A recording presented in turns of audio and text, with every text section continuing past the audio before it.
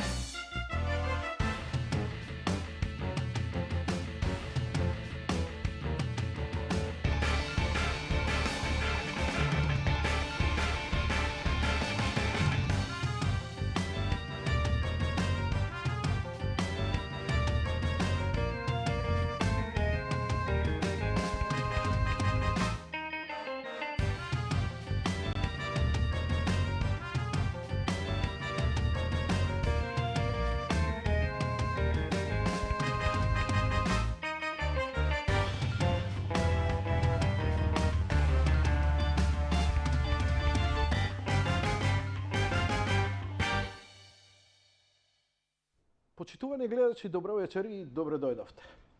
Вечерашнава емисија посветуваме на пишаниот збор, на литературата. Вечерва имаме гостин кој има напишана книга и чија книга и чија дело ќе го презентираме вечерва. Многу ми е драго да ви ја представам Магдалена Стојмановиќ. Магдалена, добро вечер, добро дојде. Добро вечер, Јанко, добро те најдов. Поздрав и до твоите гледачи. Ти благодарам за поканата, за честа и за можноста што имам вечерва да бидам твој гостин и секогаш е убаво да се биде во твое друштво и еве после долго време да се видиме и кај тебе во емисија. Да, па не е баш долго време. Кога се Па видовме? има една година. Pink Panther.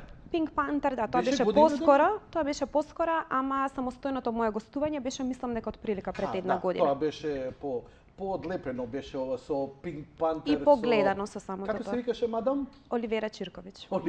Оливера Бирковиќ. Добра сум. Како помина со незе, нели ја представуваше незината книга, ја продаваше, ја презентираше на саем. Така, Она пак дојде нешто тука да новиве, ако не се лажам. Па така, мислам, она е авторка на бестселер, така што незината книга континуирано се продава, има интерес кај читателската публика. Сега беше присутна на саемот заврши, така што не знам... Да, се видовме, да, бевме заедно на саемот. И мене не ми се роди предходно идеја, односно го изумив самиот момент, самиот факт дека е саем на книга се организира нели во редовниот термин во Скопје меѓународниот саем на книга. Инаку книгата моја што вечерва ќе ја презентирам кај тебе беше подготвена пред неколку месеци, но ете не дадов напори да ја извадам од печат и да ја испромовирам на саемот на книга, токму преди тоа што го сосама изоставив моментот и сознанието дека е меѓународен саем на книга, ама еве убав месеца мај 20 во петок ќе ја правам промоцијата на мојата прва авторска книга. Вака, по игра на случајност некако се појави на мојот радар. Некако сметав дека влегуваш во некои новинарски води. Мислев, имав некој пречувство дека ќе идеш во некоја аналитика, во некоја тема. Во меѓувреме се појавуваш, не знам, говори за една работа во град Скопје, во ова, во она и така натаму. Често пати го водиш оној твој портал Мој збор, мислам дека се вика така, каде што обично инсистираш на некакви, да речам, продлабочена мисла, каде што има филозофија, каде што сакаш да привлечеш интелектуалци, доста цитати, Кант, овој, оној, вамо, таму, знаеш, онака, и арт некако и филозофија некако во таа бранша. Но ми изненади пријатно веста дека ти си седнал. Прво млада си, ти немаш ни 30 години, ако не се лажам, иако не знам, се извинувам, пардон. Релативно млада, да.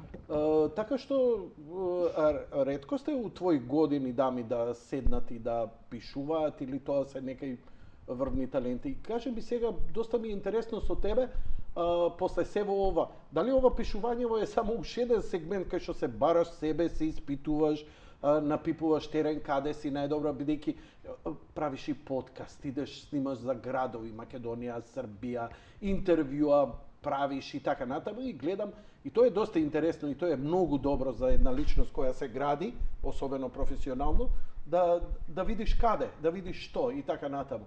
Па ме интересира и оваа книга и твоја, ова све што го правиш, што е во суштина, барање или некако веќе осеќаш порив?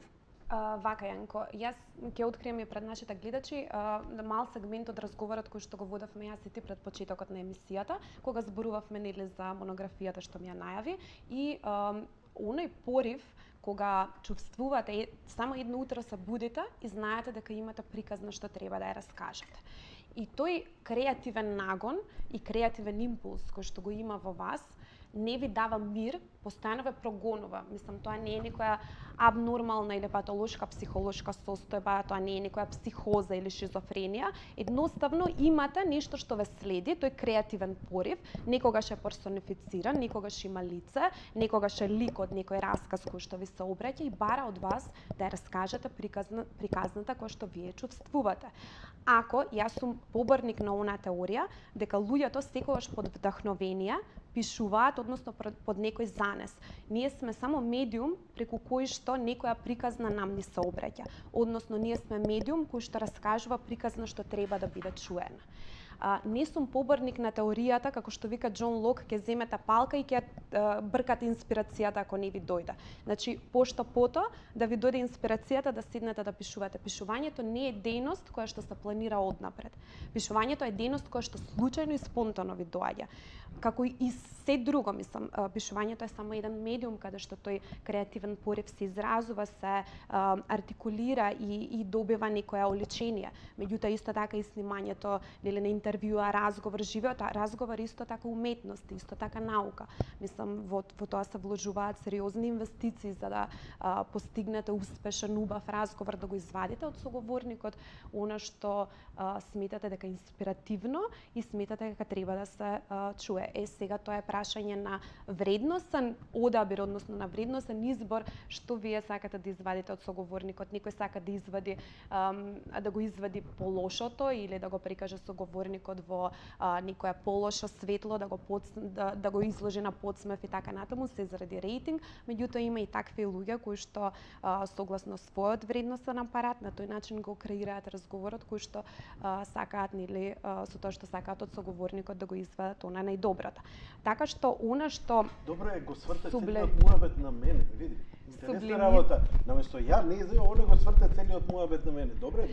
Добре, ако се инспирираш, да. Мислам, одлично е прашањето, меѓутоа еве ќе бидам фала за прашањето, одлично е, или да ти кажам две-три работи за тебе. Ќе мултиплицирам. Не се однесуваше на тебе, само еве. Магдалена, опушти се. Ајде, знаеш колку сум олабавен. Нема проблем, уживај. Немам јас проблем со твојот пристап, на вистина го почитувам, ти си ми мене многу и шармантен и пријател и како водител сакам да те следам и како колумнист, меѓутоа јас сакам мојот пристап да се го обликувам согласно моите стилски карактеристики и да се ја задржам дозата на сериозност со која што секогаш пристапувам во моите јавни настапи. Јас ти се восхитувам, фасциниран сум, бидејќи вака анализа ја не би можел ни за себе да направам. Ја кога би размислувал вака за себе, ја сигурно би се откажал од работа. Тоа too complicated. Не, ќе идам ќе поправам автомобили. Ја оставам буквално на плиткост, површност и спонтаност. А дали тоа ќе иде длабоко или не, појма немам. Тоа оставам некои други димензии да го прават. Ама ти имаш многу рационална. Мислам, има луѓе така, нели? Не сакам да го употребам, кога го спомнам тој збор, може ќе ти биде вулгарен или навреди, пресметливост. Ама и ти сама кажи, сакам да ги имам работите у контрола. Така е. Ја не сакам. Она што сакам да ти го кажам, Иве, апропо овој твој коментар ме инспирираше да го кажам она што можеби сакав досега да го напишам или да го споделам и да го кажам, досега не сум го кажала никаде и мразам да се повторувам. Например, Иве, се зборуваме за промоција на книга и за културни настани и просто секогаш сум изненадана како цело време едните исти луѓе си ги посетуваат настаните, културните настани во Скопје. Мислам, Македонија е мала, Скопје е село, така што сите меѓу себе се знаеме и од прилика можете да ги видите истите фаци, односно истите луѓе присутни на сите културни настани.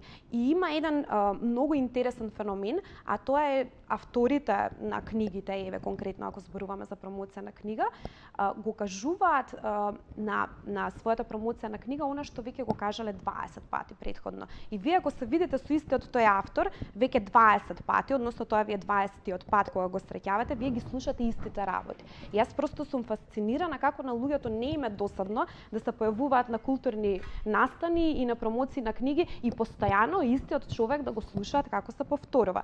И јас не сакам нели на другиот да му го правам тоа што не сакам да ми го прават мене, па не сакам да се повторувам, ама еве ексклузивно ќе го кажам моето размислување.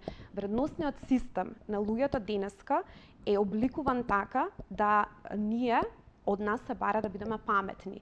И паметното како карактеристика на човекот се глорифицира значително. Меѓутоа се заборавя еден многу битен момент, а тоа е дека не секогаш треба да изгледаме само паметни, интелигентни, не секогаш да сме пресметливи, како што кажа ти, туку има и еден момент на етика. Односно изборот дали ќе се занимавате со површни теми, со ефемерни теми, ќе ги труете гледачите и читателите со ефемерност и тривијалност, или ќе изберете да не го правите тоа, колку и да звучам елитистички сега. Тоа е прашање на етички избор. Не е тоа некој, можеби мој модел кој што јас сакам да го наметнам како представа за себе во јавноста. Едноставно сум исправена пред таа етичка дилема и секогаш кога треба да размислам на кој начин да го испланирам или да го доведам до реализација мојот јавен настап, секогаш избирам на гледачите и покрај тоа што знам дека сум многу досадна и дека едноставно можеби се менуваат канал кога ме среќаваат или дека зборувам школски или дека зборувам на монтирано или дека сум вежбала пред огледало, просто едноставно избирам повеќе да бидам досадна за гледачите отколку да бидам нерелевантна.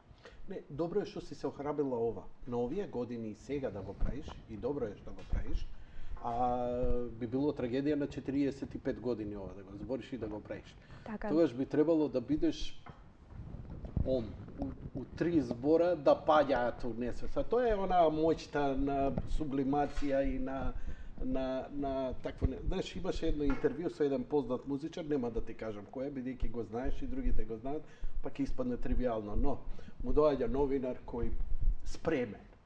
Мислам еден од најинтелигентните и најчитани ексију простори пред 30-40 години и му вика: "Господине, дали вие за космика, ова, она, филозофијата на ова, човечката природа му прашање, мислам, Нобеловско прашање." А овој му вика, на српски ќе го каже: "Ма све е то у реду, ал треба радит пјесму." И крај, Ја разбирам пораката. И овој вика, "Молим те, збори сега све што ќе збориш." Ја вика, "Срам ми е било што да ти поставам прашање." Значи, креативноста секогаш треба да ја надмине формата. Формата у било каква фиока. Интелигентните луѓе бараат фиоки, такви се критичарите, ти би било феноменален критичар. Па тоа е најлесната работа што можеме да ја работиме. Работа. Не. Сега ќе ти кажам еден пример кој ќе го завршиш прашањето, нема да те прекинам. Пошто моето прашање ќе биде со едно. Зошто пропадна театарот кај нас? Еве, нема да го ставам за литература, ама ти преюдицирај од ова и транскрибирај го кон другото. Па Театарот пропадна затоа што секоја рецензија, секоја критика, секоја анализа, после секоја представа за текстот, за режијата и за авторските улоги беа глорификација. ето со тоа можам да се И, согласам. значи, феноменална представа, изворедни актери, мощна добра режија, сценариото на вистина пленеше. Актерската игра на дотичната беше надвор од сите рамки, а низиниот партнер ги покажа на вистина светските своји. И овие читаат, се пумпаат. Празно. Седиштата празни. Тоа Исто сакам. со книги, бе. Ма каква книга сте направиле, ма феноменална книга сте направиле, ма супер книга, книга е непродадена. Едина книга каде што ме викна прв пат у живот, мене ме привикна пред година дена, Видов. Торонто, и му викам, оваа книга, само толку реков, оваа книга се чита два пати. Првиот пут се смееш, другиот пут плачеш толку. Човекот ме љубеше пола сат, ме гушкаше позади, вика, све си кажа. Сакам да ти кажам, ако пристапот кај нас, зошто? Види, Магдалена е убава, Магдалена е паметна, ми дојде на моја промоција, па како да кажам лош збор за неја? Како да ја искритикувам незината книга? Како сега овој ти напишал таков убав глорифицирачки, сега ти лош збор да каже, а напишал ѓубре дело. И сега ние имаме таа етика на бонтон, мали сме, дај да се поддржиме. Ама таа поддршка не ни прави да излеземе од казанот. Ние наместо со тоа што се поддржуваме, ние се влечеме у казанот на просечноста и немаме одскок. Ние немаме еден македонец кој е лауреат на Нобелова награда за писателство. Србите го имаат. Повеќе. Се согласувам со тебе и навистина уживам да те слушам и размислувам за тоа колку си ти нетипичен водител и колку успеваш, а и тоа ми е мојата мисија, и пошто и јас имам авторска емисија, да можам вака опуштено да ја сведам мојата емисија не на новинарски стандарди и правила дека водителот треба да зборува 10% од времето, а гостинот 90%, туку ете да ја изреализирам една емисија каде што во сосема опуштен контекст ќе можам и јас да ги коментирам одговорите на моите соговорници. Имам 120 минути, па можам да прочитам. Па да, тоа меѓу другото и тоа е Така да пак времето е на твоја страна. Ќе се осетиш дека имаш доволно време и покрај моите монолози и логореа да си го искаже ставот. Так. Кажи ми што мислиш за ова? Млада си, немаш многу искуство во ова, но како ти изгледа? Морам да ти кажам дека јас од секогаш сум покажувала големо несогласување кон лицемерниот однос кој што го имаат рецензентите на книги, промоторите или критичарите на театарски представи или филмските критичари за која област од уметноста да станува збор. Еве ќе зборуваме генерално. Имаат лицемерен однос токму поради таа да кажам мала доза на пристојност што секој од нас ја има и се водиме нели според тоа дека во рамките на нашите културни шаблони е да не го навредиме домаќинот, па кога ќе му отидеш на некој на промоција на книга, многу е невоспитано и неучтиво на авторот на книгата да му ги кажете на самата промоција забелешките. И ако добро си забележал, не знам са колку си бил присутен на промоција на книга, има некој си воспоставен стандард за тоа како треба да изгледаат промоциите на книгите, што е ирационален и никаде, мислам, не треба во интелектуалната дејност и во уметничката дејност тоа да го има, а тоа е еден монолог, односно една еднонасочна комуникација, каде што на предвидената маса, каде што е нели сценографијата се е уредено за промоцијата на книгата, седнуваат промоција. И во рете, тогаш дај да испофалиме, дај да го вакво да заинтересираме. После нека дојдат критиките. Прочитаја книгата, после недела дена, слушај, ја прочита ово говно, ал ништа не ваѓа. Си извинувам. Да, мислам дека промоцијата на книгата е баш идеален настан, заради тоа што сите луѓе кои што се заинтересирани за самата книга, затоа што книгата има и претходно најава, па пуштате, не знам, рецензии, па пуштате препораки, сите луѓе кои што се заинтересирани да слушнат нешто повеќе за книгата, тука се на вистинското место да ги соберат сите релевантни информации што нив ќе ги заинтересира за книгата. Ја нема никогаш да го направам ова што го зборам. Исто јас нема да го направам. За месец дена да ја прочитам у некоја колумна, слушај, шефе Магдалено, супер ти е книга, али пукнав на 25-та страна. Ме разбираш? Слушај ме што сакам да ти кажам сега. Фер. Да, јас сум била промотор на многу книги. Так. Сум била рецензент, сум била модератор. Значи како на македонски, така и на странски автори. Многу од секогаш ми било многу полесно и јас по дефолт сум го знаела тоа дека кога ќе пишувам рецензија, јас ќе го истакнам само тоа што мислам дека е главната предност на книгата.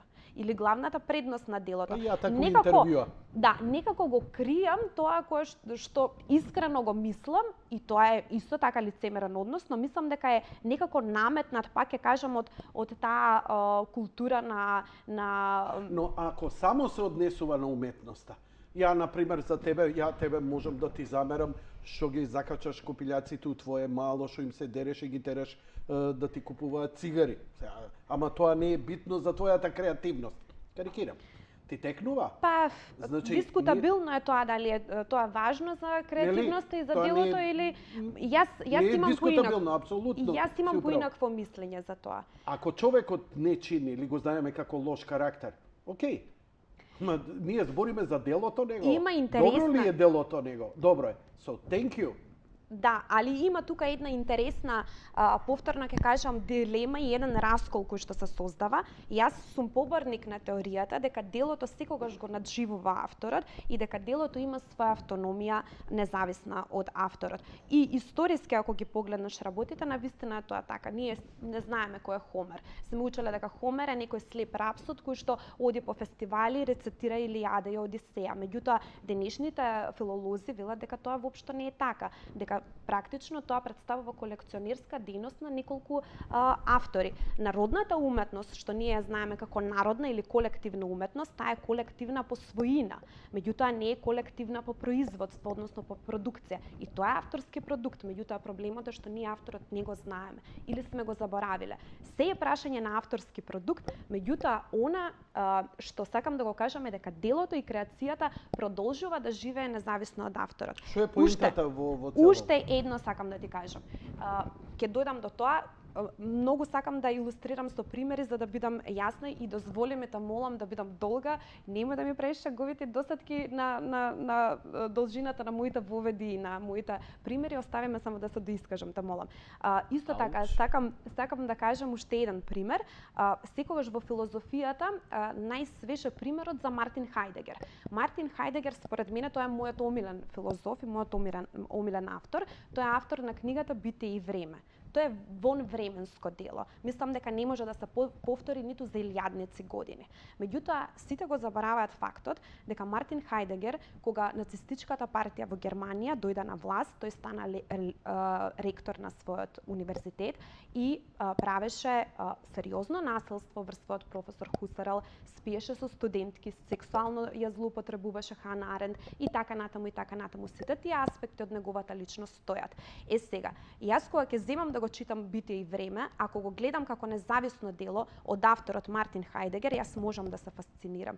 Меѓутоа, кога ќе спомнам дека тоа е авторско дело на Мартин Хајдегер, јас секогаш во позадина ги имам тие податоци и не можам да бидам целосно доверлива кон делото кој што тој ми го пласирал, односно го оставил на човештвото да живее после него. Што сакам да ти кажам? Дека не е важно да ги гледаме интелектуалните парчиња или уметничките дела само како независен продукт. Ако се тие дело на еден автор, тој автор треба да има интегритет и да си ја зачува својата и професионалност и етичко достоинство и секогаш да биде многу добронамерен.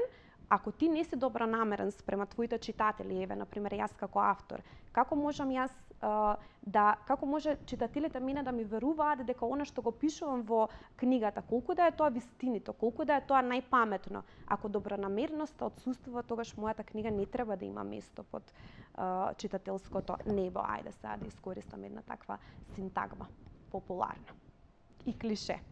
Еден од најголемите уметници на сите времиња, а се уште ние на некаков, иако не е повеќе жив, ние современик, Кјубрик. Така е.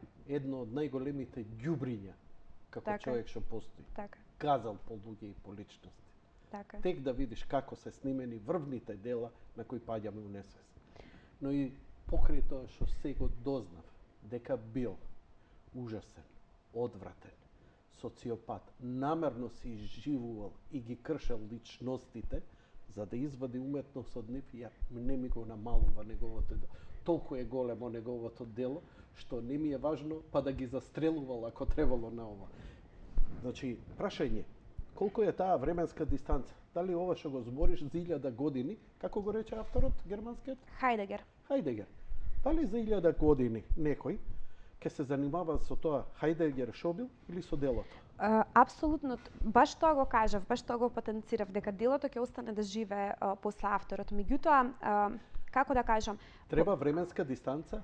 и треба временска дистанца, меѓутоа и многу важно какви луѓе ќе пуштиме во етерот. Тоа исто така сакам да кажам. Треба да се воведе критериум за тоа кој зборува, што зборува и за што зборува. Демократичноста навистина дава можност, отворени можности и слободен простор секој да се изрази. Меѓутоа, до некаде тоа е и опасност да се создаде еден медиокритет, критериум на медиокритет и верувам дека Хајдегер доколку живеел денеска, а не во времето кога живеел, тој ќе бил обичен отпадник од општеството затоа што немало критериум според кој што читателите, односно филозофската мисла него ќе го квалификува како голем автор. Неговото дело веројатно сега ќе дремеше во некоја германска библиотека и ќе собираше прашина. Доколку е наш современик. Имал среќа што не е, па еве некој ја архивирал вредноста на неговото дело и сега можеме да ја читаме. Како и за многу други автори што мислам дека тоа е така. Денеска испливуваат само медиокритети. И за тоа секако има причина и има разлог, меѓутоа ќе видиме како ќе не води понатаму разговорот, дали ќе разговараме и за тоа. Како ќе не води разговорот? Гледам. Да си ти водител, можеби ќе го знаеш. Па дај да ги смениме позициите сега. Нема проблем. Подобро, ја тебе да те интервјуирам. Гледам сакаш да се наметнеш и јас ти оставам простор, нема проблем никаков. Со тоа што супер ова. Се надевам само дека ќе седнеш на ова столче откако ќе ги прочиташ двете книги на Џордан Питерсон, па ќе правиме некој друг муабет. 12 правила на животот и втората како му се викаше? Како Не е да е, битно. ти си го читал Питерсон и се гледа по конструкцијата уште не е оваква, затоа што се работи за најголемиот жив филозоф и кој единствениот човек кој се спротистави на целиот мејнстрим на ова. И тоа со факти, не со инат, не со ова, него Така е. онака вака трга завеса од пред очи. Неверојатен е. Нема Можам да се согласам за Питерсон дека е Не, неверојатен. Кога ќе ти дојде време, кога ќе ти дојде порив, мене ми е таман време за него. Да, вела дека после Да. 40-та година се чита Питерсон затоа што таман е човекот конзервативен доволно за да може да ги свати Или сите како што концепти. вика Рамбо Амадеус, Станува десничар после 40-та година. човек Магично. вика, моја деца вика има да узимају дрогу после 30-те. Јер каже синапсе. Вика до 30-те нису то споено све ово она. Кога ќе се спојат синапсите у правилен и конечен распоред до 30-та не се спојуваат според Рамбо Амадеус, тогаш дрога, алкохол, блуд, разврат, до 30-та година строго воспитање. Добра, јас уште една година ќе Се поминам границата на Рамбо Амадеус. Океј, се враќаме на твојата книга. Што е поводот да ја напишеш твојата книга? Што е твојата книга? Раскажи ми за нејза. Вака, еве, уште еднаш сакам да ти кажам дека многу е тешко, многу е лесно кога зборувате за книгата на друг автор. И тогаш знаете од старт дека ќе ја фалите книгата. И не воопшто не сте субјективни, нити сте објективни, туку има некоја култура што се наметнува да вие кога ја промовирате и кога зборувате за делото на друг автор, дека вие го фалите. Тоа за месец дена ќе биде моето за твојата книга. Так, Сега ти да ми кажеш. Кога зборувате за вашата книга, за вашето дело, јас секогаш, тоест сега го чувствам тоа заради тоа што ова е прва моја авторска книга, имам голема дилема околу тоа дали ќе бидам субјективна кога ќе кажам нешто, секако нормално тоа е мое дело и јас сакам да ги кажам само најдобрите карактеристики за моето дело и сакам Слободно. сите да ми веруваат дека мојата книга е Ама добра. прекини да се оградуваш, почни да збориш за книгата. Нема потреба. Морам да го докажам и ова. Меѓутоа од друга страна и треба да има доза на објективност заради тоа што вие сте и авторот и критичарот во исто време. Значи мора да се оградите да бидете доследен и квалитетен и како автор и доследен и квалитетен и како критичар. Значи имате две улоги што ги играте. Тоа е шизмата во ситуацијата кога зборувате сами за својата книга. Лесно е кога имате промотор, тоа е најлесна работа да платите некој да ви ја фали книгата. Сега, ерго, сакам да поминам на книгата. Политички говори, јавни настапи, тоа е конечната верзија на книгата, иако јас имав неколку предконечни верзии на темата, односно на насловот, како треба да се вика книгата. Имам и поднаслов облици на комуникативното действување во јавниот настап односно јавните настапи на политичарите. Зошто е сега овој поднаслов? Намерно го ставив за оние кои што се од социолошката фила или кои што се представници на општествените науки, знаат дека комуникативно действување е термин кој што се врзува со творештвото на Хабермас. И тоа прави една асоциација во смисла на општествената наука, заради тоа што комуникативното действување не значи само, како што лингвистичарите до тогаш сметаат дека тоа е само прашање на јазичен израз, туку значи и действување кој што прави некаква промена, односно има прагматични карактеристики. Значи, кога говорите, примери, ќе ти кажам, говорен чин. Кога одите кај матичар и имате закажано венчавка, условот, нели, според законот на Македонија е да бидат брачни партнери машко и женско. Ако отидете во закажан термин пред матичар и ги задоволите сите стандардни услови да стапите во брак, вие ќе стапите во брак. Тоа е церемонијалниот аспект на говорниот чин на јазикот. Тогаш јазикот прави директна интервенција и промена во општествената реалност. Од сега ве прогласувам за маж и жена. И тие навистина стануваат сопруг и сопруга. Меѓутоа, да отидете у кафич и да се зафркавате со некој другар и да кажеш ај да не венчаш, тоа више не важи. Тој може да го искаже истиот говорен исказ кој што го има матичарот, ама не се исти контекстуалните услови, не се задоволени контекстуалните услови. Значи, действување значи говор кој што прави промена во општествената реалност и има прагматички импликации. И кој говор тоа го може, секако го може говорот на политичарот. И затоа политичарот ми е мене во фокусот, не заради тоа што политиката ми е нешто многу инспиративна тема. Јас од секогаш сум ја избегнувала политиката затоа што мислам дека и не сум доволно зрела и не ја познавам доволно политиката за да можам да говорам. Меѓутоа, токму поради тоа што политичарот е таа фигура која што може да направи промена во општествената реалност преку своите говори, тој ми е во фокусот на разгледување, односно разградување и растворање на теоријата на Хабермас во современиот контекст. Сега, книгата има неколку карактеристики. Нема проблем, уживај, продолжи. Сакам да ти кажам дека она што го зборувавме, дека книгата треба да се почувствува како... Не ти се подсмевам, се смеам. Шармиран сум, интересно ми е, оригинално ми е. Мило а ми е јас сум што опуштен. живееш. А формални и такви, тоа имаш други новинари кај што ќе те Така е. Види, Јанко, јас дојдов кај тебе. Во јади бурек малце поинаку е новинар. Јас дојдов кај тебе да јадам бурек, да пијам виски и да си го кажам тоа што имам. Ни јадеш бурек, ни пиеш виски, си го кажуваш како што треба. Ја не сум така, ти не си тој тип. Камерен. Така. Ова ми е интересно затоа што јазикот порано, до денешно време, иако твојава книга сега веќе ми е малце појасно што во суштина си правила, иако сега ќе те поставам понатаму и конкретни прашања што е оваа книга. Но мене веднаш ми се јавува дека зборот Така. Доскоро имал многу големо значење. Значи, немало таков формализам, но вест кога ќе се пренесела, кога кога мажот твој ќе дојде кај твоите родители ќе рече ќе ја венчам и тоа е крај. Тогаш не требало ништо, само се формализирало во црква. Така. Значи, самиот збор имал толку многу тежина да кога веќе бил изговорен, правел општествена промена. Така е. Денеска се тривиализира.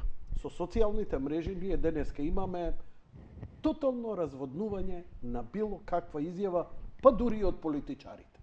Значи, веќе ние овдека можеме да размислуваме само каде е искажаниот збор. Значи, само официјална изјава пред новинари кога држи говор или на социјална мрежа која ќе ја објави некој статус кој е во рамка ставен, каде што, например, како некој, гледаш дека Твитерот денеска се наметна, министерот за одбрана на Русија кога ќе каже председателот на Америка и тоа веќе има таква една рамка како што ти ја говориш.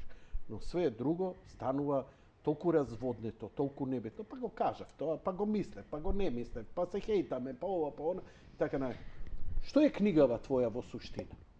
И за тоа воедно зборувам за парадоксот на автореферентност, кој што го добиваат исказите на автореферентност. Тоа е значи тоа? во рамките на логиката, тоа е познат парадокс каде што кога ќе исказот реферира на самиот себе. Например, во античко време познат е софизмот дека например дали е лага ако лажливецот каже дека лаже за ова изјава, а во суштина лаже се. И после Парадоксот, мобиле, така. парадоксот, добро. Парадоксот на лажливецот, Чим тоа е најпознат. лажливецот лаже, тоа е лага, ама Ако тој се лаже и каже дека лаже, ама вистина не може да. Тоа е, И така, тоа е тоа е веќе математика? пример, па логика.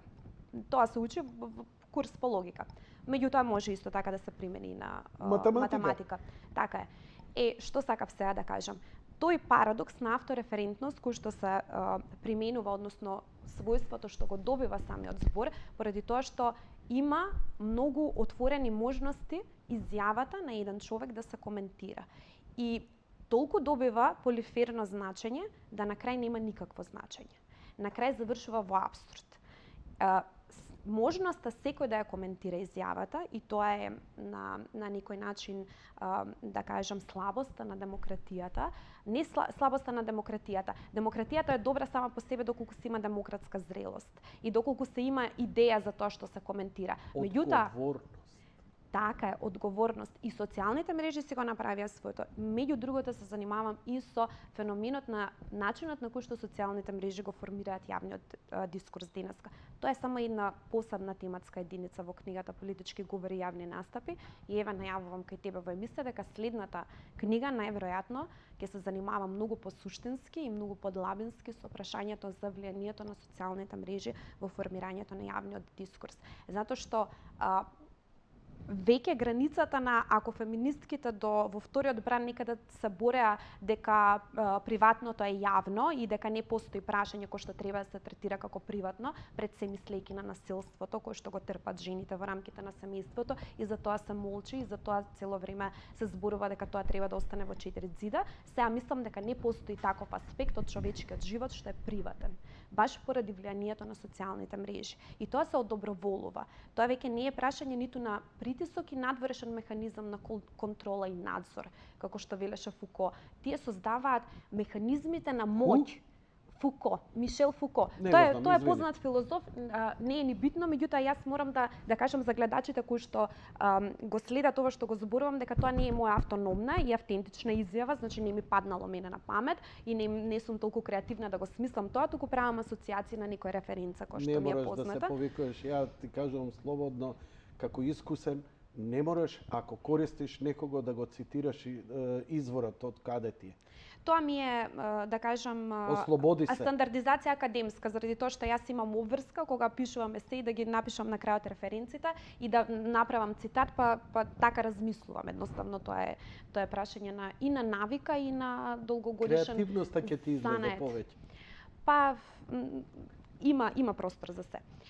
Што сакав да ти кажам? Да се вратиме сега на Фуко. Веќе не е прашање на тоа дали центрите на моќ и центрите на спроведување на надзор и контрола прават притисок за тоа да искажете својата сексуалност, да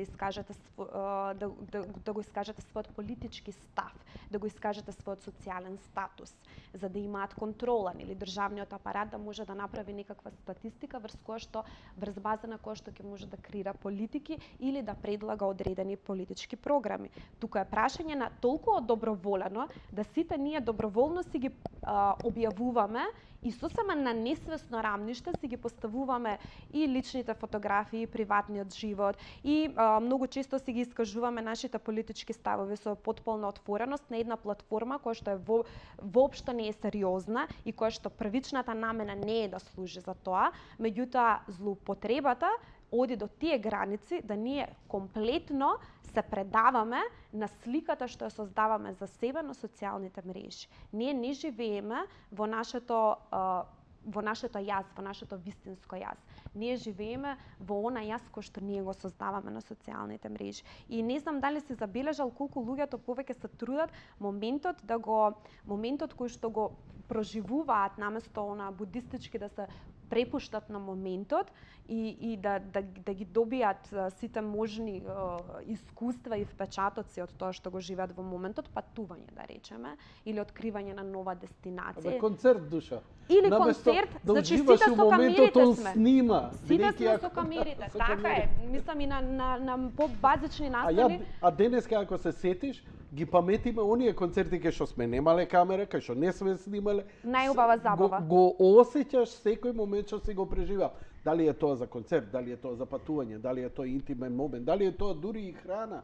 Така. А веќе чимија, значи, искача чувството, се налепува таму, у момент мислиш дека пренесуваш емоции и чувства на други, уствари си го убиваш собственото, ама Се губиш во мрежата. Не си веќе рецепиентот, ти крајниот корисник на еден впечаток, туку ти се губиш во мрежата. Само пренесуваш содржина која што никогаш нема да ја добие својата реална вредност. Ниту некој ќе ја доживее на вистински начин. твојава книга кому се обраќа?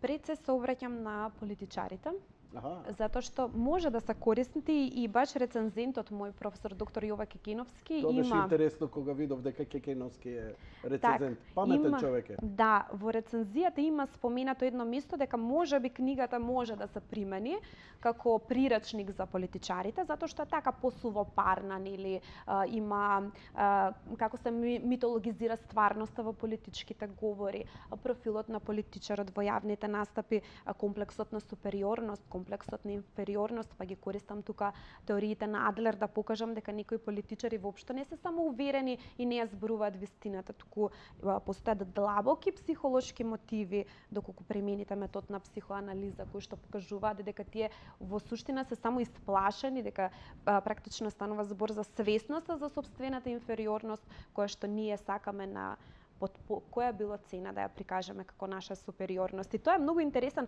психолошки момент. Обрни внимание кај луѓето, она што го пласираат како најсилна своја карактеристика, во суштина е само привид на нивната најслаба карактеристика. Ние ги покриваме работите и на тоа најмногу обрнуваме внимание кај што сме најслаби. Јаките страни во суштина се само преформулирани слаби страни на луѓето. Така и во политичките говори, ако земете да анализирате, не знам, многу ни е симпатичен нас, например, Вучич. Вучич е навистина пример за харизматски тип на лидер.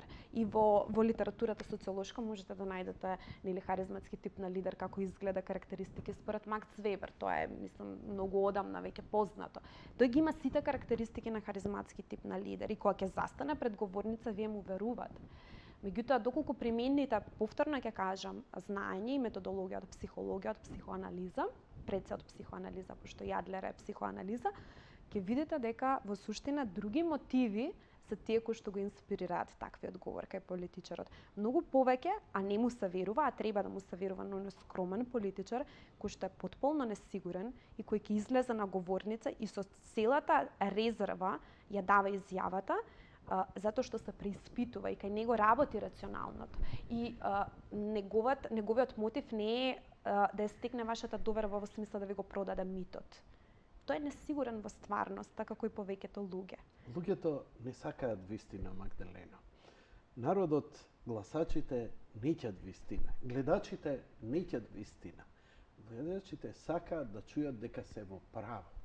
И затоа кога го слушаат Вучич, он им е умилен, затоа што он им докажува дека они се во право со тој политички став.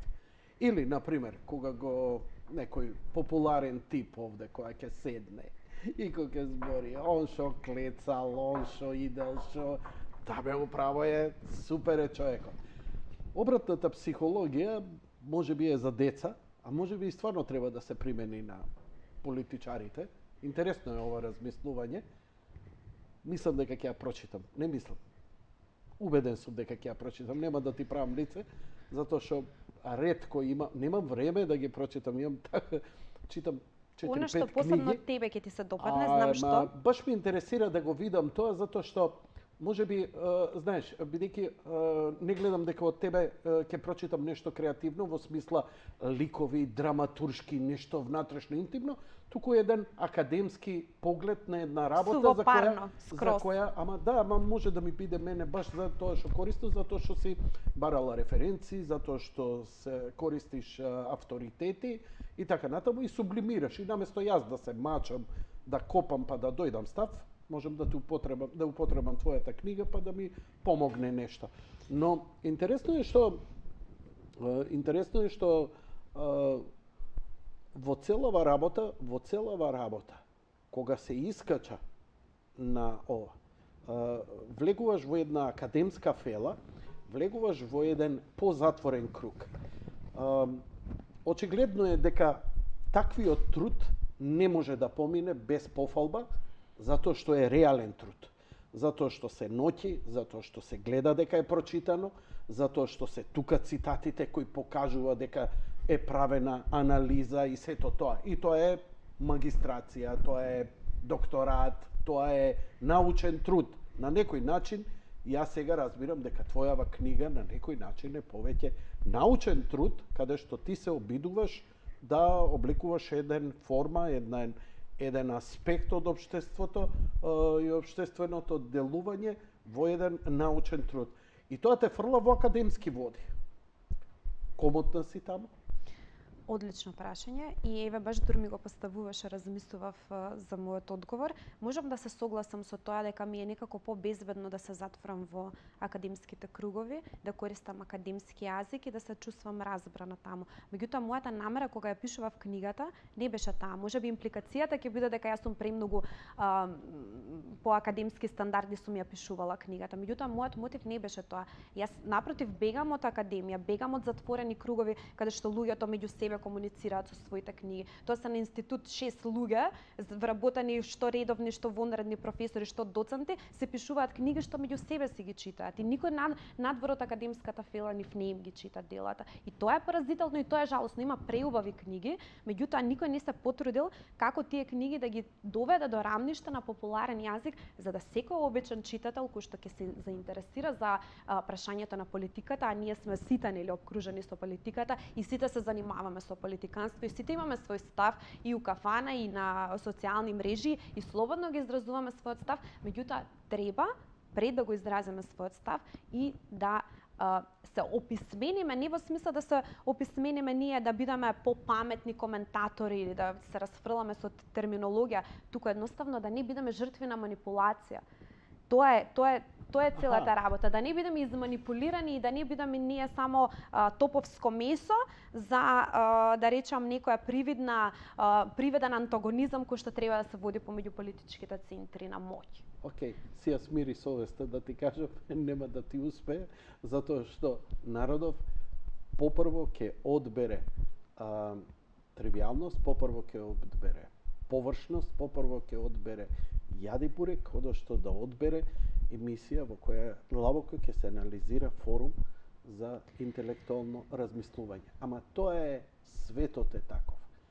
Светот е таков. Ние е тешко, знаеш, порано имаше понеделник навечер, пред 10 сат да заврши програма, терминот беше за ТВ драма. И во ТВ драма ќе ти дадат филм од Тарковски. Радничка класа едва и чека нека ракија и седно е да гледа Тарковски.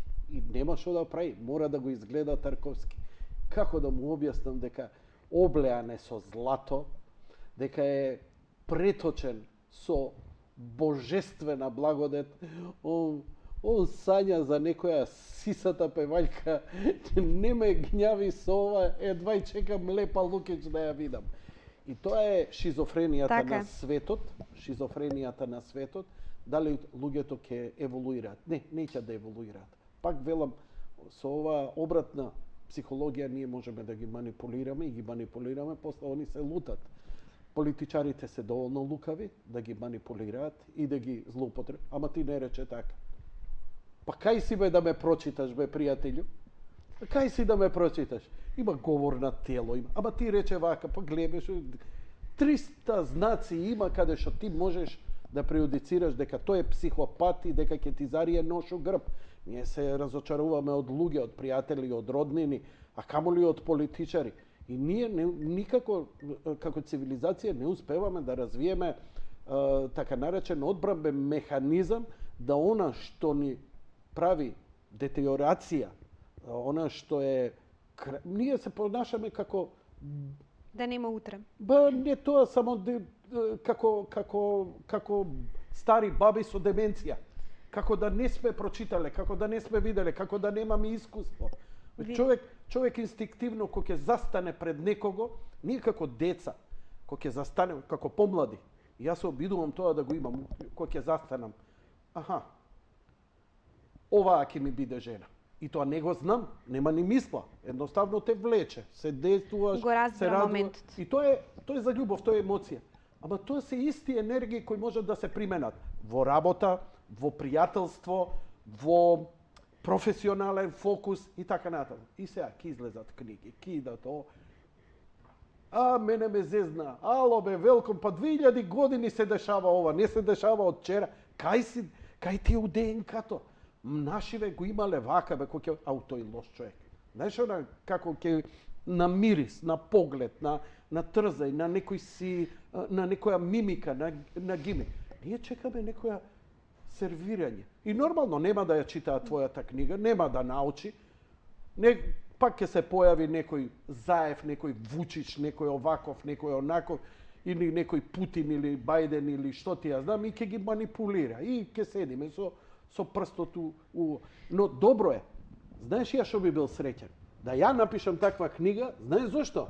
Да им речам thank you and fuck you. Ви реков, кажав, Точка е ставена. Понти Пилат си ги измив рацете. Понти Пилат ми беше голема тема за размислување овакво. Ќе збориме ако Затоа сакаш за што Понти Пилат. им ставил стока, свиња од човек, бараба. Пази, тоа е демократија. Апсолутно. Тоа е демократијата. И сега, сакате демократија? Да, еве ви бараба, еве ви убиец, свиња, стока. Или сакате човек кој е невин, за кој велат дека е свет. Ја не знам. Кого сакате? Бараба? Бараба. Носите се у 3 лепе. Буквално е така. Види, Енко. И ништо не е сменето до ден денес. Повели. Во твоето прашање имаше многу интересни тези. Морам да искоментирам барем 2-3 од нив. Апропо коментарот дека се пуштат филмот Тарковски, луѓето не сакаат да гледаат или ќе гледаат од нема и каде, меѓутоа сакаат нели да гледај Тарковски, слушај. Што се заснова на нивните ниски страсти го буди тоа. И јас го разбирам тоа, мислам луѓето по природа се хедонисти и сакаат лежерност, и сакаат лезат во животот. Меѓутоа, што памтиш ти во денов? Денеска се среќаваме со ограничен број на луѓе, да кажеме, зависи кој како нели се движи надвор од дома, меѓутоа 20-30 луѓе денеска ќе сретнеш, така? И од 20-30 луѓе, да речеме ако е 30 бројката, 29 се шарлатани, класични. И нема да слушнеш ништо од нив освен муабет за разонода. И ти тој муабет нема да го памтиш утре. И ќе сретнеш еден човек кој што ќе ти даде некоја мудрост или барем ќе те замисли или малку ќе ти создаде некоја нелагодност. Ќе те измести од твојот природен шаблон. Утре ќе го памтиш и ќе станеш и ќе размислуваш за него. Не е поентата тоа дека ние треба да ги направиме сите книги или сите филмови, не треба сите Тарковски да ги направиме режисери, тама на работа, нека има и лимунатки филмови, нека гледаат луѓето и сапуници. Не треба сите книги да ги направиме академско четиво или прирачници, тама на работа, нека има и за забава, мислам, за ефтина забава, да си го трошат времето. Ама прочитај макар лектира од општа култура, бе, лектири барем прочитај. Но што сакам да ти кажам сега? Се е тоа добро, дури ние се однесуваме како да нема, што ти кажав мојата досадка што беше, како да нема утре, како да нема иднина, како да човекот е цело време ставен во некоја привилегирана позиција, да биде комотен, да биде лежерен, да биде цело време во еден воспоставен шаблон на живот и кој што едниот исти ден Сизифовски го повторува 70 години во животот. Меѓутоа, пази, човечкиот живот има екзистенцијални кризи. И утре кога ќе ти умре близок човек, никој нема да те научи како ти да се справиш со болката. Затоа има филозофијата, затоа има и уметноста, затоа има религијата, затоа го има Тарковски, затоа го има Кјубрик. Не може тие лимонатките да те научат ти како да се справиш со екзистенцијална криза, со твоето чувство за конечност, со твоето чувство, со твоето соочување за твојата дефектна и слаба природа, со твојата потреба да си играш Бог и да правиш креации на кои што ти им се восхитуваш. Таквите теории, таквите поставки во животот и таквите предпоставки кои што ти ги носи ваквата шунт литература, шунт уметност или ова лежерноста на која што ние сите ја сакаме. Јас сум човек жив, јас сакам хедонизам, јас сакам пред да идам у кафана него да читам книга. Ама ми треба таа книга затоа што знам дека утре животот ќе ме наведе да се соочувам со некои ситуации за кои што ми треба инструмент. А некој пред мене живеел, значи животот не почнува од мене. Има многу паметни луѓе што живееле пред мене и тие го запишале, не џабе тој човек седнал и имал порив, тој да го кажам Сартер, пример, затоа што ме асоцираше и со твоето прашање на Сартер, кога погледот велиш, можам да го намирисам човекот по еден гест дека е лош човек. Тоа е исто екзистенцијална состојба. Значи, кога другиот е мојот пекол, кога јас неговото присуство го чувствувам како екзистенцијална криза, и моето бегство е надвор некаде, во религија, каде што се осамувам, во уметност, во ателје, во канцеларија, каде што пишувам постојано, затоа што другиот ми ствара екзистенцијална криза, не ми е пријатно кога ме гледа, кога ми се смее, кога ми мафта со рацете. Не разбираш? Тоа се сите... Не да те разбирам, него апсолутно ми го раскажува во широки со други аспекти.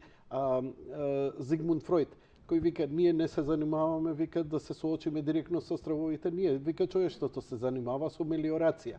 Вика, копаме канали, тунели, вика, за обиколни стратегии, само или да го одбегнеме, или ако далеку да го дзирнеме и така натаму. Неговата теза мене ме фасцинираше, дека директно, стрейт, соочи се. Удри го тој стрес, шо ќе остане, ќе биде јако. Да, ќе изгубиш многу од тебе и така натаму. Исто и религијата на некој начин не учи. Соочи се со своите стравови и така натаму. Со тоа што, добро, си ја читала мојата последна колумна, очигледно гледа. Па сите. Нема тие... Кои колумни ги читам? Нема прирачник за живот. Затоа и велам, уметноста нема да ти даде алатка со која ќе се сетиш на овој филозоф или на овој филм или на ова. Мислам дека уметноста те изменува толку внатрешно и несвесно, да ти нема да бидеш свесен како дадено ќе реагираш. Тоа е како тренинг у војска. Не те тренира за секоја ситуација, но те прави многу подготвен за живот. И затоа колку повеќе уметност, толку си покреативен.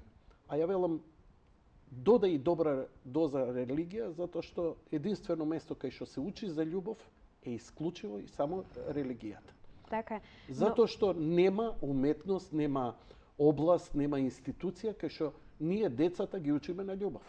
За љубов се збори само единствено во црква. Апсолутно. Извини, ја ова е мој многу интимен став, не ќе да го наметнам тебе, слободно огради се, но кога ја немаш ти љубовта, бидејќи за љубов човече се гине, тоа се прават премостувања, тоа се руши филозофија, идеологија, и свет и цивилизација. Сите правила. Зашто? Затоа што сакам. Тоа е исто како да го прашаш уметникот зашто креира. Појма нема. Така е. Апсолутно. Ако ти одговори дека заради ова или она, само не слушај уметник зошто го направил и што сакал да каже. Така е, апсолутно, како што сега исто така ме прашуваш за мојата книга и јас не можам да ти твојата кажам книга што сакам да кажам. Пази, твојата книга ти настапуваш како учителка, како професор. Ти поучуваш. Овдека ти не си играш со моите емоциите на иако не сум ја прочитал. Па малку се подигрувам. Ама но отом потом немаш за ти тоа. креативно тука со некакви ликови па да не водиш Ке и така на. прочиташ. Туку ни кажуваш конкретни примери што, како и така натаму, бидејќи гледам дека си многу оштра и многу прецизна и бараш.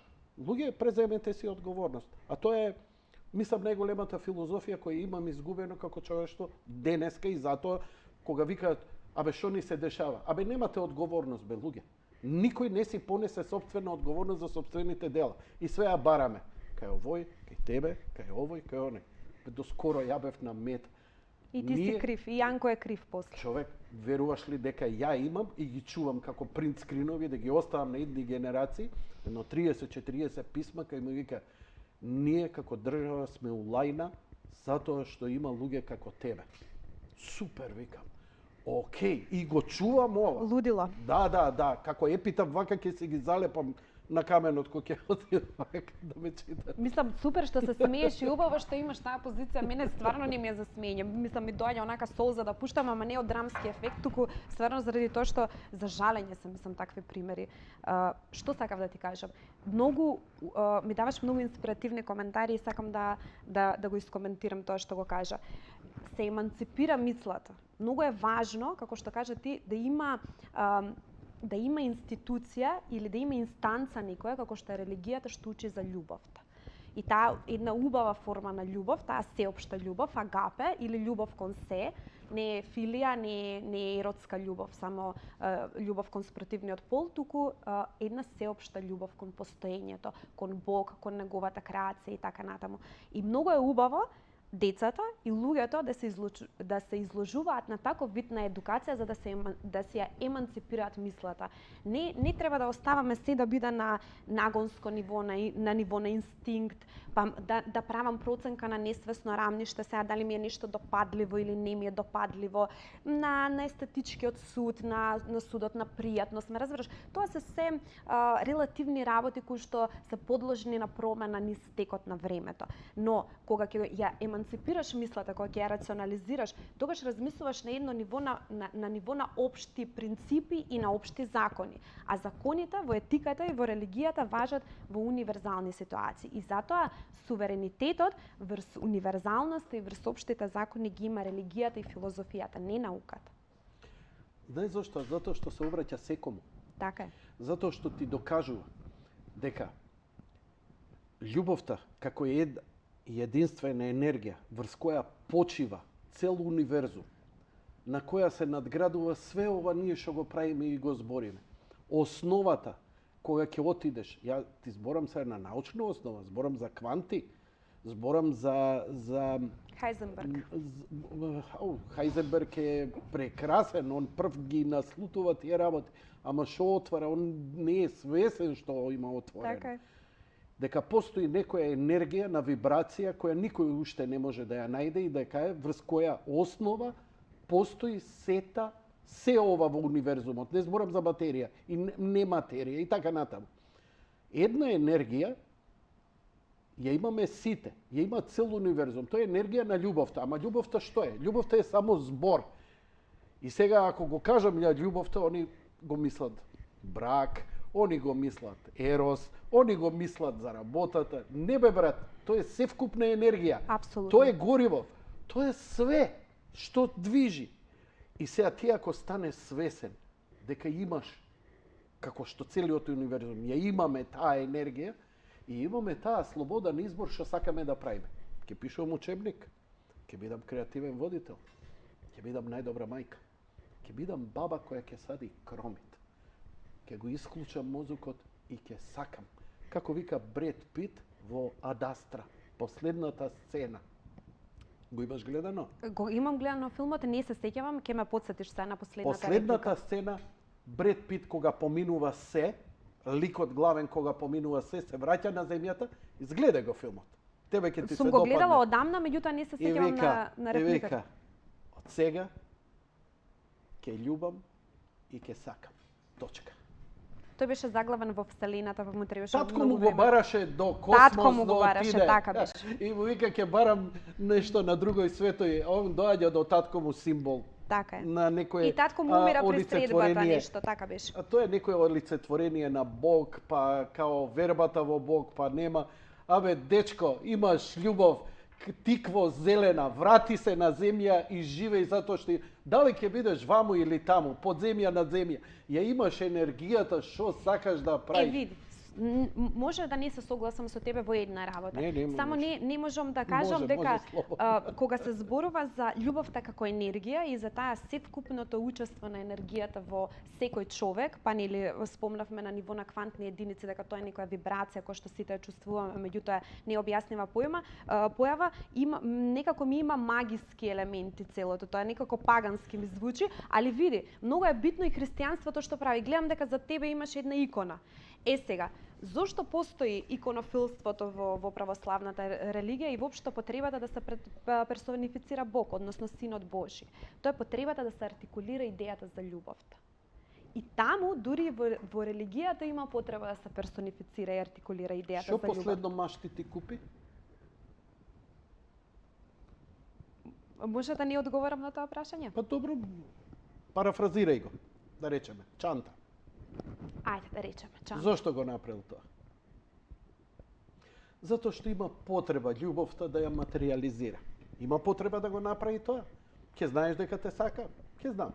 Како и мојата сопруга. Ама имаме потреба да го материализираме. Така. Имаме. И тоа го правиме низ цел живот. Апсолутно, тоа сакам да го кажам, меѓутоа не треба само да се материализира во оној. Како те стесна безверска. Не мораше, не беше сериозно Да, прашање збунувачка ми беше во целиот контекст, затоа што не си на полиграф, душа. Не дека сум на полиграф, сакав да ја одржам конзистентноста на мислата во на сериозно рамниште, меѓутоа окей, ова ми беше надвор од контекст, ама окей, ќе се снајдам исто тоа. Ова сакав да ти го кажам. Не мора да значи дека тоа секогаш има некаква примилива вредност.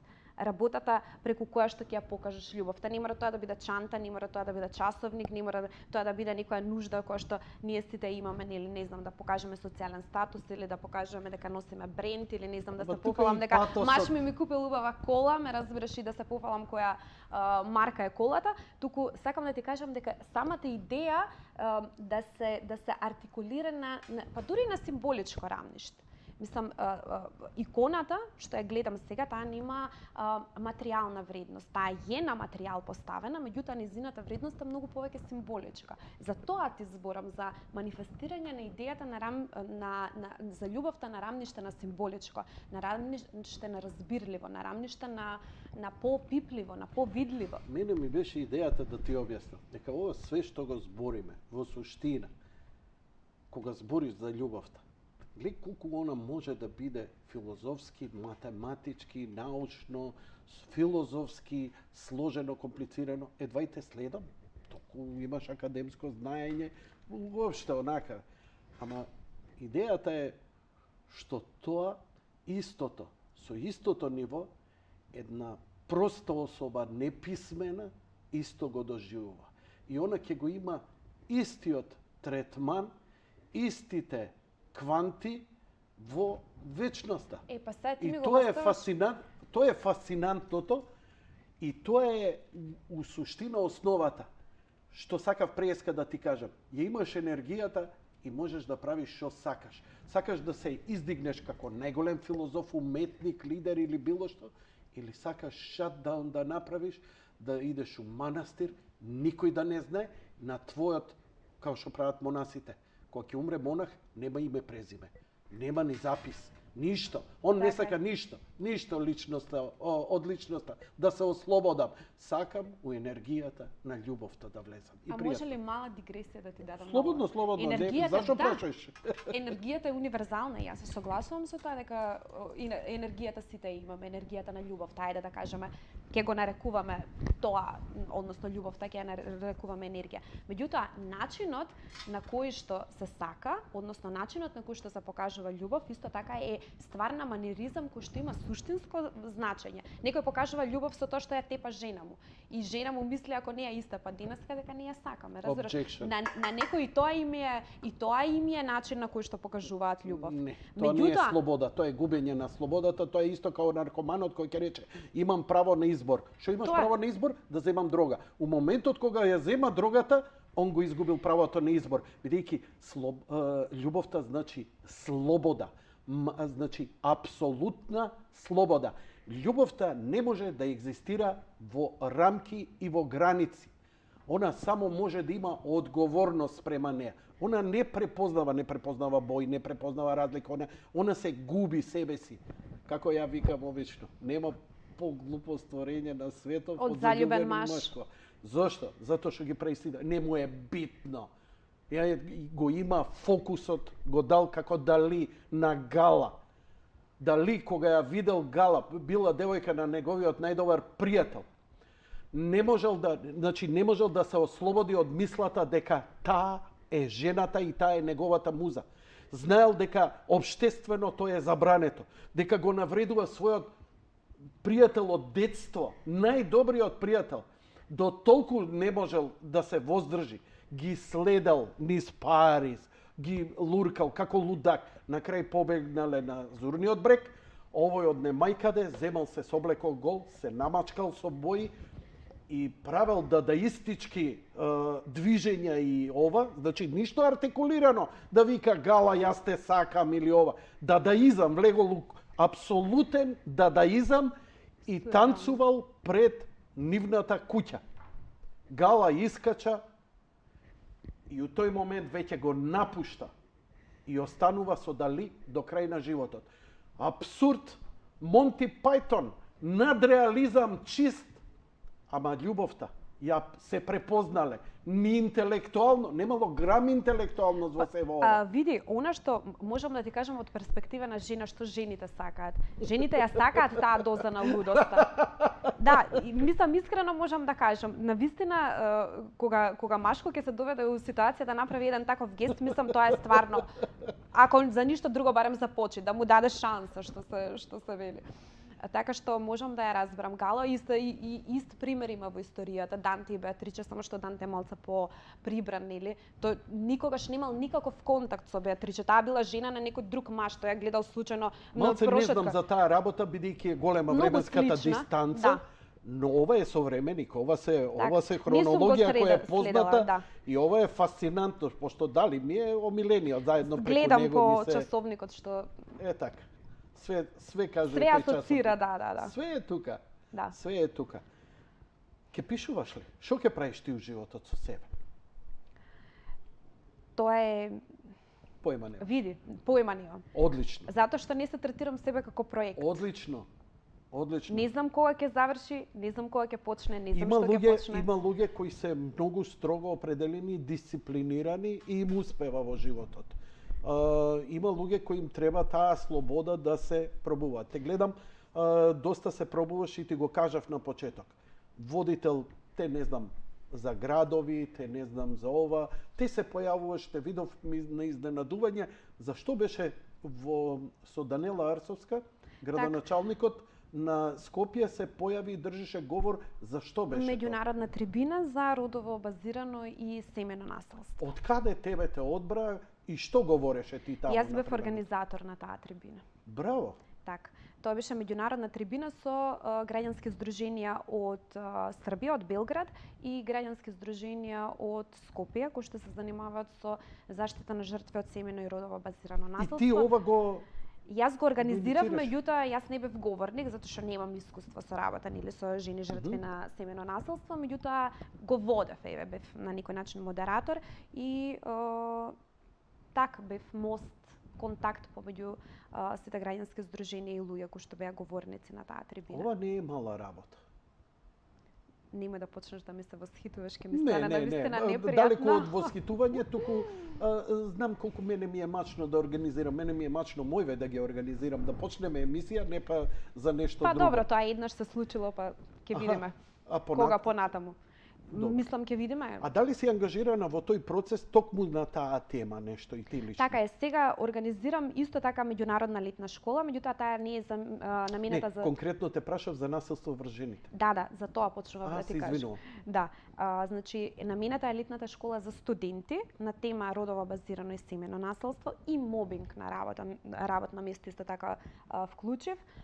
Летната школа ќе вклучи студенти од Ниш, од Косовска Митровица и од Скопје, од универзитети, нели? Предавачи ќе бидат социјални работници, социолози, психолози, правници, универзитетски професори од Скопје и ќе направиме една мала дружба, студентите од трите држави да се запознаат, нели, од Косовска Митровица, од трите универзитети практично, од Европски универзитет во Скопје и од Универзитетот државен во Ниш, ќе се разменат контакти и понатаму тие, мислам, тоа се социјални работници, тие ќе се занимаваат понатаму со таа проблематика и јас знам, сум била студент колку е важно да имаш таков неформален можност за неформално образование каде што ќе отидеш на летна школа или на курс каде што во многу поопуштени околности можеш да добиеш некоја лекција која што понатаму ти е многу значајна за професионалниот напредок и работа. Така што мислам дека тоа ќе биде, тоа е голем проект, меѓутоа работиме Се на гризам. Дали смеам да те потпрашам на темата за семејно наследство или да прекинеме тука? не, ако мислам не знам од која природа е прашањето, повели. Се надевам не е многу приватно, нели? Не, тама работа приватно. Заопшто. Така. Дали оваа тема заслужува толку внимание и денеска во 21 век кај нас? Тоа ми е, општо е.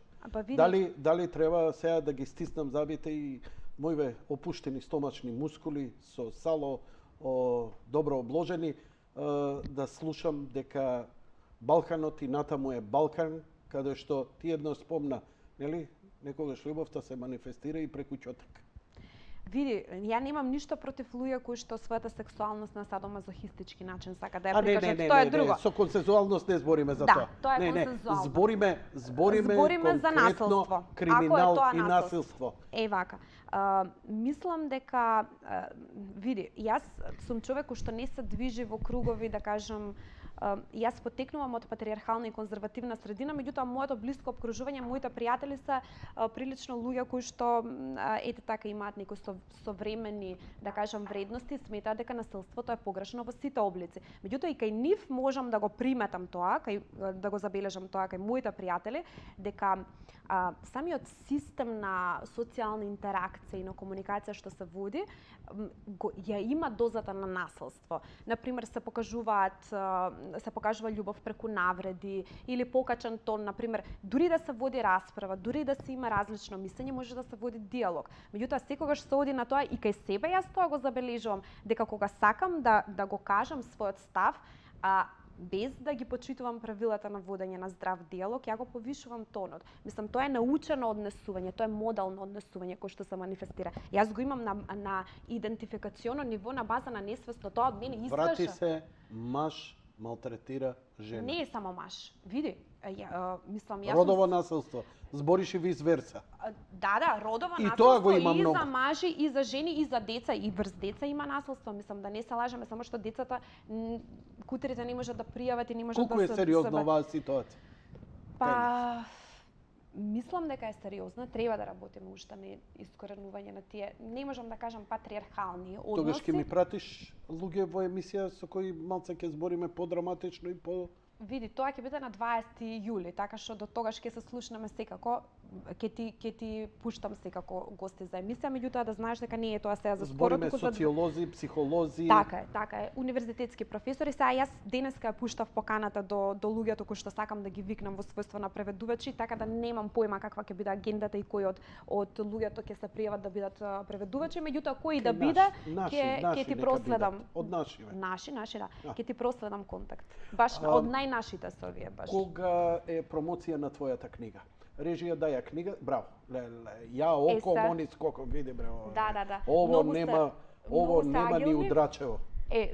Види, Јанко, јас ти кажав кога се слушнавме на телефон, многу ми е жал што не можев физички примерок да ти донесам од книгата, од проста причина, не сакам ова да го кажам, се со цел да извршам притисок на Асколор печатницата да ми ја направат книгата што е можно побрзо, пошто у петок ми е промоција, а Слушам има уште дека биле неколку... многу фини, многу профи, дека фантастично добро печателе. Да. Значи, Поздрав до нив.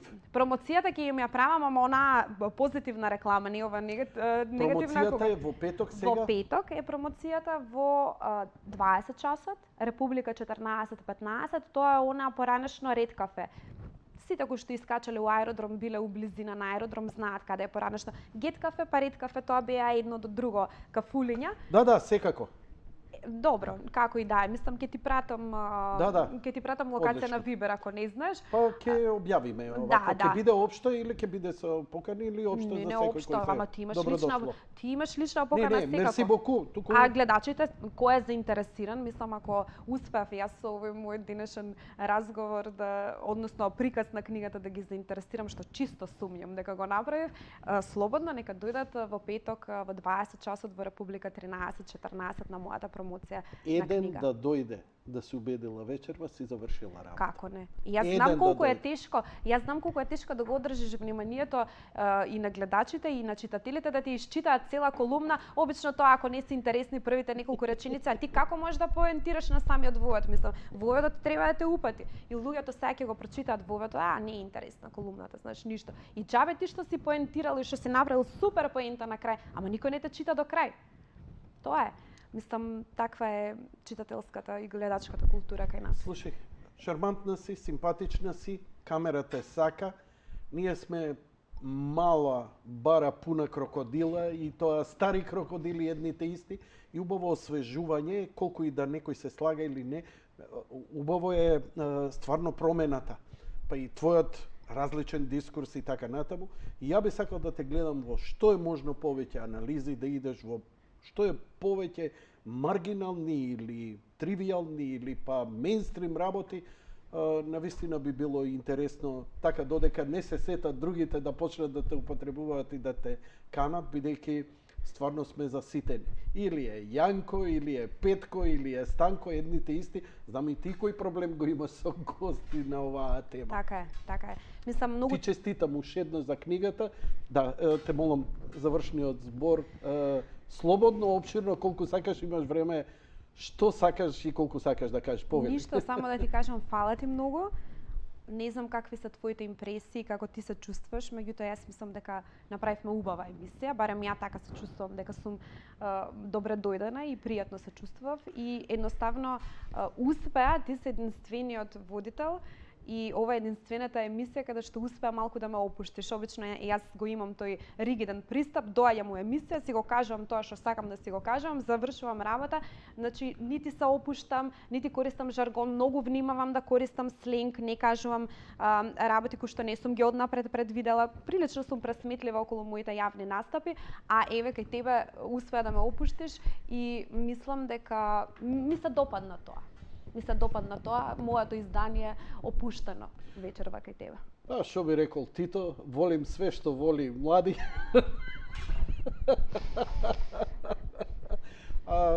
Слушај, ќе пукнам од досада која би бил стереотипен. Секоја вечера, да е еднаш неделно, лесно Да, тебе те некако разбирам, тебе те али разбирам. стварно морам да си ја направам интересна и за мене. Да. А што се однесува дали е за другите, и да, ти си млада, треба да сакаш да се покажеш и докажеш. Мене не ми е мене ми е многу важно и на моите гледачи да им се обратам, кои многу ги сакам после 20 години, I don't give a damn, ама тоа... Чекај нешто да ти кажам, сега ми направи една многу добра асоциација, не знам дали се сеќаваш Желјко Малнар, тој е хрватски патеписац, како не го знам? интелектуалец, нели имаше едно шоу Ночна Ноќна мора. Ночна мора ти беше антителевизија експеримент. Апсолутно. Многу ме потсетуваш на него, значи Апла антителевизија експеримент. Не го кажуваш оно што гледачите сакат да го чујат, ван сите стандарди, онака ван сите оквири. Ме потсетуваш на Малнар малку. Фала ти, затоа што Малнар беше врвен интелектуалец, али гостите и водителите на Ноќна мора Па е тоа социјален беа експеримент тоа. алкохоличари, пропалитети, проститутки, луѓе неписмени крајно, од кои не знаеш што ќе произлезе од тоа.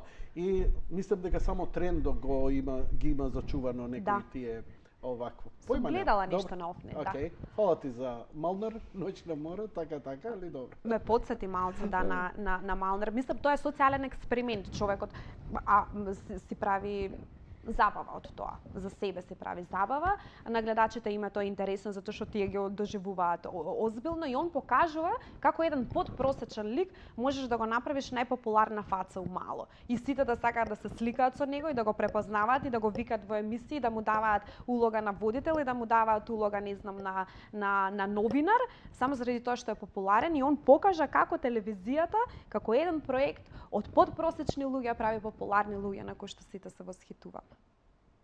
Тоа успеа, тоа во тоа е величината на тој проект. И дали ми веруваш, не знам, 20 години сигурно има поминато Ова од... дали е најголем комплимент што сум го добил или најголема навреда у живот? Се шегувам. Фала ти Магдалена. Не, супер е.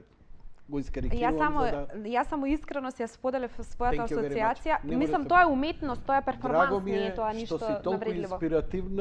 инспирирана, саат и пол тераме муабет. Машала. Да. И се надевам дека ќе те видам повторно. Ја ќе те поканам сигурно. Ќе ми Секогаш биде ќе дојдам. интересно. Секогаш ќе Ти дојдам. благодарам многу. Фала ти и тебе. Почитувани гледачи, тоа беше се за вечерва. Лека ноќ и пријатно.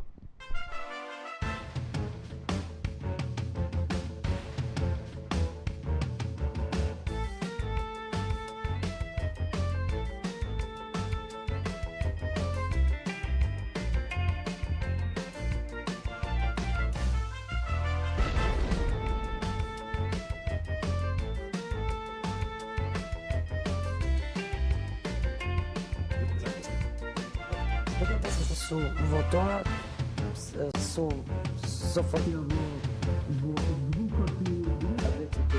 Дефинитивно. Ако е нашата методологија точна, тоа ќе може да се купи.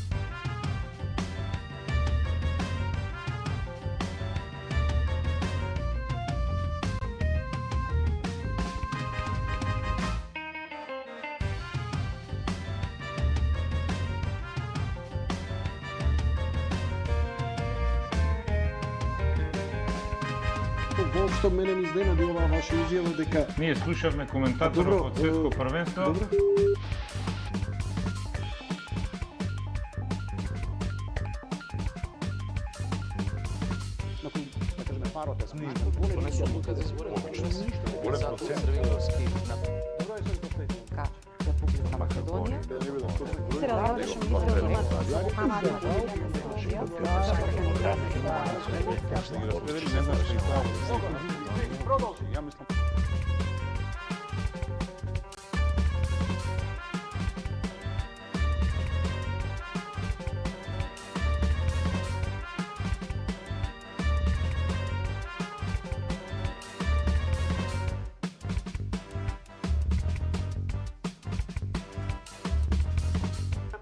Ама, да ти кажам нешто, јас сум велик граѓанин на Република Македонија, од институција на модерна јавност, која од телевизија ќе барам да ме примиш, али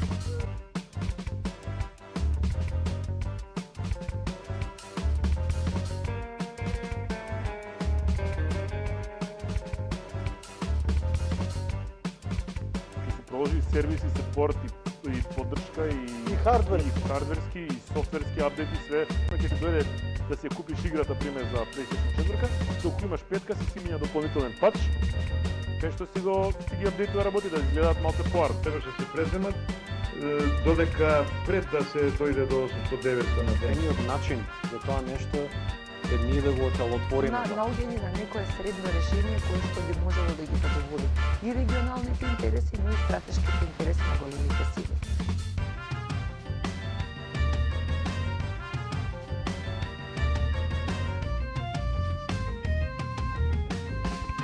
И пробуваме сите да ги со тие првите два чекори да ги изгрижиме, да не мора да дојде до интубација. И тоа е целта на интензивната терапија. Ако сакате секогаш да имате работа, одете на инсектор. Андрей 10. Како се успееме, повторно ќе кажам, Ако се обединиме. Поседуваме една од најчистите, најпитките води во светот. И се најубаво анализира некој што е страна. Тие што прележеле веќе немаат антитела, значи имаат некаков имунитет. Само кај 0,02% се случиле повторни инфекции. не се откажувам од собствено 16 краков. Сакам песна напишено, јас да те гледам, сакам. Да, сам се души поблескаво. И од мене. Вино да пија и со Јанко книга да спија. На словенското пеење, поточно на словенскиот јазик и тој тип на сензибилитет, што ти го карактеризираше како ИСО. Ние сме во право единствено кога минеме од една во друга крајност. И сега патуваме кон другата крајност и тука сме управо. И јас да ги научам луѓето и ти да ме научат мене, човек не комуницира само со зборови, тој комуницира и со енергија, а таа енергија не може секој да се почувствува такви големи далечини.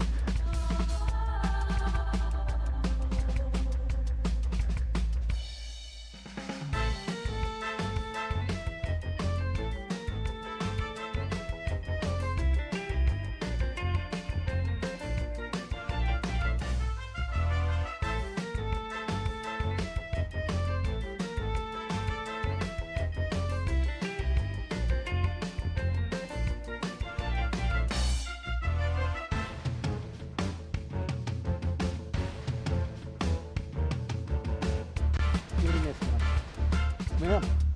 Evo, cheesecake. Može za госпожата. Dobro. Evo, za Božek izvinjene. Endaksi, автоме, терамису, а потоме базе. Базе. Гледање филмови, Blu-ray, Netflix. По една чаша да изпиела. Зашо мајка му чисти, пере, готва, како само седи пие. Зашо мора на мајка му одменица да барабе? Шо не побара на татко му одмени. Така одмah ќе се нападам. Кога почне да ми плива косо, не ми е у реду рибава. Ја идам во аптека, она ме гледа, вика, за тебе ли се, вика, да ти кажам како се пијат. Викам, не се за мене, викам, имам риба, викам. Вика, па ако пие рибата и ти треба да пиеш. Тие флажил биле за меѓуножни инфекции, разбираш? Або викам, девојче, викам, за златна рибка ми се, добре ме насити им се златни, па ти, па виш. Арно ме подсети муавето. У театар како е? Супер. Там си го барате, господине. Он ќе ми игра во представата и прв пат ќе се појави во театар. Конечно, на представа. Тоа требаше да се цвртам, а ти ме театар. Да. Што ми кажа? Как луѓе ја за тебе? Права комуњара е. Ѓорги. Да. Ѓорги Далтон да се вика. Да. Сега имам еден апел. Значи, да не имаш браќа? Имам еден брат. Абе, тие Далтони шо вече цилите аверел сум јас, најглупиот. Само слушај. И емисијата ве поздравува. Татко ми ја слуша емисија на горниот телевизор, само да му кажам да го пушти Бојлер одгоре. Да пушти. Пушти горе, молим те. А греалицата? Парадокс. Живот една жена, а оваа до него. Тамо да си доеме дома. Погорево ечка мамо планина, Прилепско поле.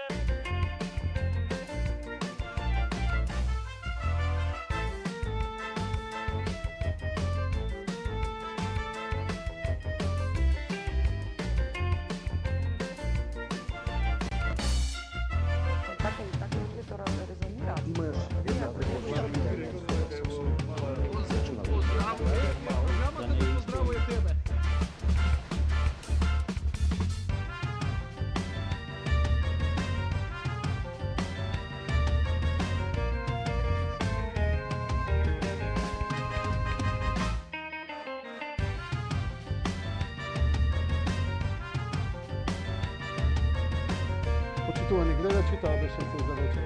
Нека не ти пријатно.